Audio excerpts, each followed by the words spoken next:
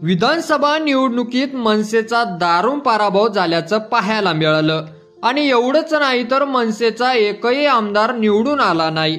मात्र आता अशातच राज ठाकरे यांना मोठा धक्का बसला, कारण की राज ठाकरे यांचे विश्वासू मानले जाणारे अविनाश जाधव यांनी मोठं पाऊल उचललेलं आहे।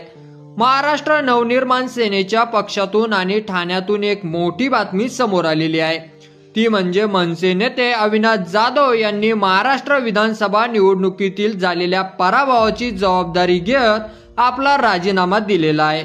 एवढंच नाही तर त्यांनी यासह पालघर जिल्हा अध्यक्ष पदाचाही त्यांनी राजीनामा दिला।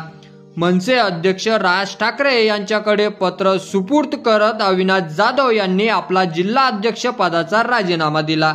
अविनाश जाधव यांचा महाराष्ट्र विधानसभा निवडणुकीमध्ये झालेल्या पराभवाची जबाबदारी स्वीकारत त्यांनी आपला राजीनामा राज ठाकरे यांच्याकडे दिलेला आहे।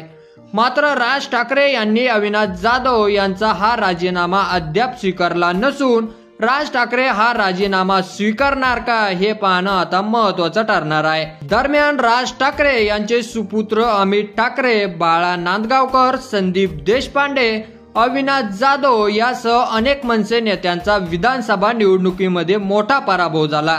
मनसेचे एकमेव आमदार राजू पाटील यांचाही या निवडणुकीमध्ये पराभव झाला। अशातच मनसेच्या मतांची टक्केवारी घटल्यामुळे पक्षाची मान्यता राहणार का याबाबत चर्चा सुरू आहे।